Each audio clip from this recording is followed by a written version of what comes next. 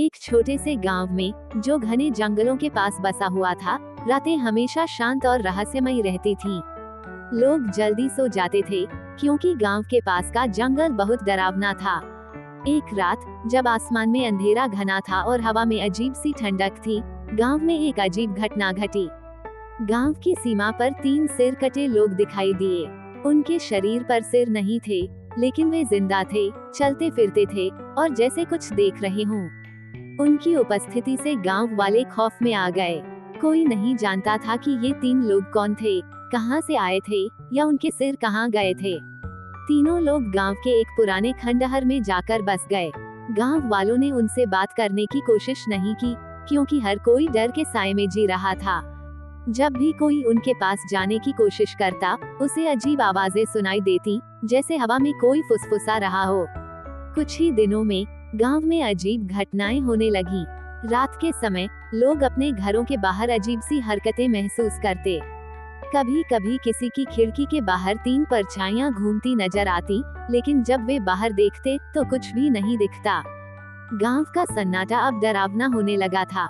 गांव के 2 साहसी लड़के, राजू और मुकेश, ने इस रहस्य को सुलझाने की ठानी। उन्होंने बुजुर्गों से बात की, लेकिन किसी को कुछ पता नहीं था।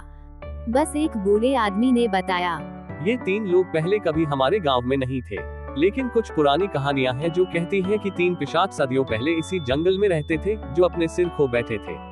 राजू और मुकेश का जिज्ञासा अब और बढ़ गई थी। उन्होंने उस खंडहर में जाकर देखने का फैसला किया, जहां तीनों लोग रह रहे थे।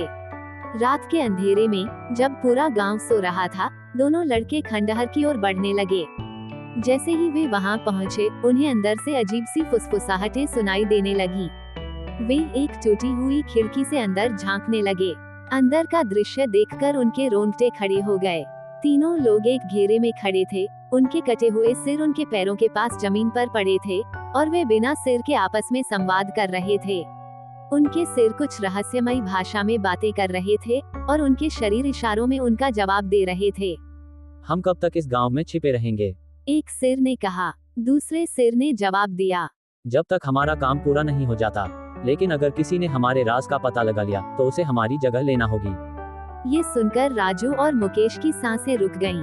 उन्होंने तुरंत वहां से भागने का सोचा, लेकिन तभी खंडहर का दरवाजा तेज आवाज के साथ बंद हो गया। तीनों सिर कटे लोग दरवाजे के पास खड़े थे। बिना सिर के भी ऐसा लग रहा था जैसे उनकी आंखें उन पर जमी हों। तुम यहाँ क्या कर रहे हो? उनमें से एक ने गहरी, डरावनी आवाज में कहा। राजू और मुकेश की सांसें थम गईं।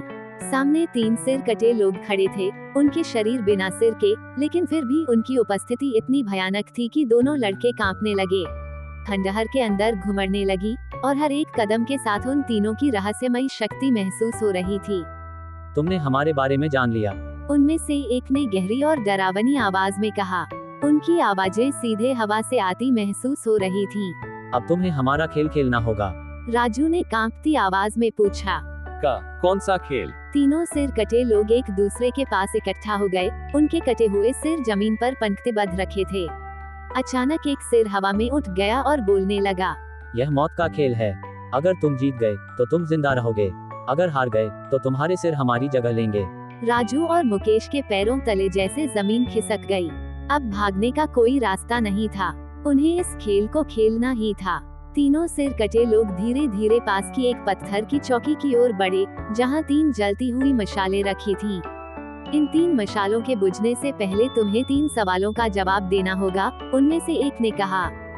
हर गलत जवाब तुम्हें मौत के करीब ले जाएगा, और अगर सभी जवाब गलत हुए तो तुम्हारी जगह हमारे सिर फिर से जुड़ जाएंगे और तुम हमारी स्थिति में आ जाओगे। राजू और मुकेश ने एक दूसरे को देखा। डर से उनके दिल जोर जोर से धड़क रहे थे। अब उनके सामने सिर्फ 3 सवालों के जवाब ही उनकी आखिरी उम्मीद थी। पहला सवाल आया। हम किसके कारण अपने सिर खो चुके? राजू और मुकेश दोनों घबरा गए। इस सवाल का जवाब कैसे पता चले? मुकेश ने एक बार बूढ़ी औरत की कहानी याद की, जिसमें कहा गया था कि इन लोगों ने किसी को धोखा दिया था। मुकेश ने हिम्मत जुटाकर जवाब दिया। तुमने किसी गुप्त खजाने के रक्षक को धोखा दिया था, इसलिए उसने तुम्हारे सिर छीन लिए। सभी 3 सिर कटे लोग थोड़ी देर के लिए चुप हो गए। फिर उनमें से एक ने धीरे से कहा, सही। राजू और मुकेश ने राहत की सांस ली, लेकिन उनके दिल की धड़कन अब भी तेज थी। दूसरा सवाल आया, इस गांव में हमसे पहले कौन आया था जो हमारे जैसा है? राजू ने बहुत सोचा, पर उसका दिमाग काम नहीं कर रहा था। मुकेश ने धीरे से कहा, गांव की पुरानी कहानियों में एक जादूगर का जिक्र था जिसने गांव के चारों ओर सुरक्षा का जादू किया था। शायद वही था। तीनों सिर कटे लोग कुछ देर चुप रहे, फिर एक ने कहा, तुम सही हो। अब आखिरी सवाल बचा था। तीसरी मशाल भी धीरे धीरे बुझने के करीब थी और राजू और मुकेश की सांसें अटकी हुई थीं।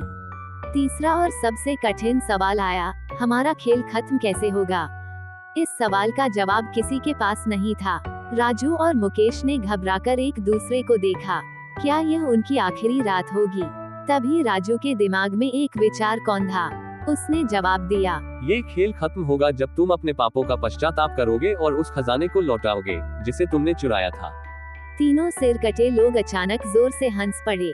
हवा और भी ठंडी हो गई और उनके कटे हुए सिर जमीन पर घूमने लगे।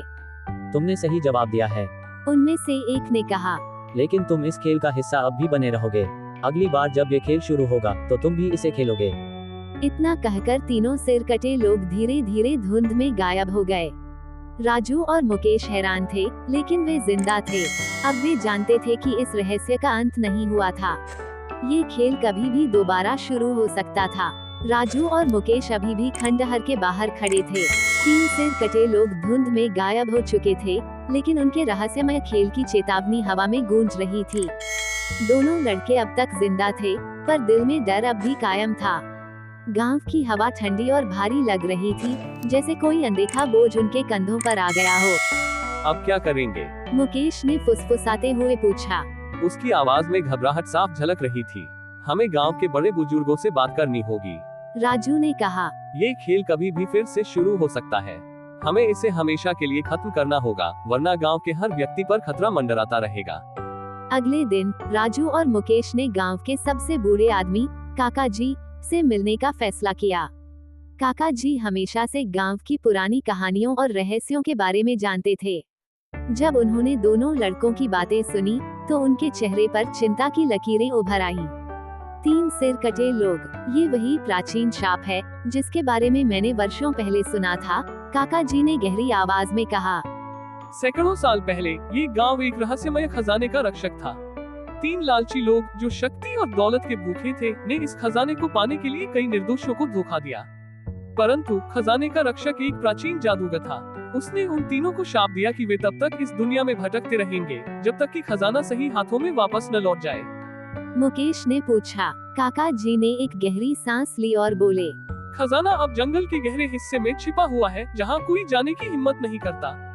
उस पर अब भी जादूगर का जादू है और केवल वही लोग इसे वापस ला सकते हैं जिन्होंने उन तीनों के साथ खेल खेला है। राजू और मुकेश ने एक दूसरे की तरफ देखा। ये काम जितना कठिन लग रहा था, उससे भी ज्यादा खतरनाक था। लेकिन अब उनके पास कोई और रास्ता नहीं था। अगली रात दोनों लड़के मशालें और कुछ जरूरी सामान लेकर जंगल के भीतर चल पड़े। जंगल के पेड़ ऊंचे और घने थे और हर कदम के साथ अजीब सी आवाजें उनके कानों में गूंज रही थीं।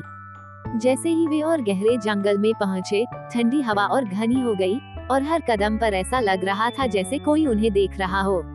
कुछ ही देर बाद वे एक बड़ी गुफा के पास पहुंच गए। गुफा के मुहाने पर अजीब सी चमक रही थी और उसकी अंदर की दीवारों पर प्राचीन लेखन उकेरे हुए थे। राजू ने एक मशाल जलाकर आगे का रास्ता दिखाया और दोनों धीरे धीरे गुफा के अंदर बढ़ने लगे। गुफा के भीतर एक बड़ा कक्ष था, जहां जमीन के बीचों बीच एक सुनहरा संदूक रखा हुआ था। वही खजाना था जिसके कारण ये सारा आतंक गांव में फैला था। परंतु जैसे ही उन्होंने संदूक को छूने की कोशिश की, चारों ओर से एक घने काले धुएं की परछाई उभरने लगी। वो परछाई कोई और नहीं बल्कि तीन सिर कटे लोगों की थी। हमारा खेल अभी खत्म नहीं हुआ। उनकी गूंजती हुई आवाज ने गुफा को हिला दिया। राजू और मुकेश ने डर के बावजूद हिम्मत नहीं हारी। उन्होंने जोर से चिल्ला कर कहा, हम यहाँ तुम्हारे शाप को खत्म करने आए हैं। अब ये खेल खत्म हो जाएगा और तुम भी इस काले जादू से मुक्त हो जाओगे। तीनों सिर कटे लोग धीरे धीरे शांत हो गए। अचानक उनकी परछाइयां हवा में घुलने लगी और उनके सिर उनके शरीर से जुड़ गए। एक तेज रोशनी चमकी और संदूक अपने आप खुल गया। खजाने का सुनहरा प्रकाश चारों ओर फैल गया और उसी पल तीनों लोग अचानक गायब हो गए। उनका शाप टूट चुका था। राजू और मुकेश ने खजाना उठाया और वापस गांव लौट आए। काका जी ने खजाना गांव के मंदिर में सुरक्षित रखा ताकि भविष्य में कोई और लालच में न पड़े। अब गांव हमेशा के लिए उस प्राचीन शाप से मुक्त हो गया था। राजू और मुकेश के साहस ने गांव को बचा लिया था और 3 सिर कटे लोगों की कहानी एक रहस्य बनकर इतिहास में दर्ज हो गई।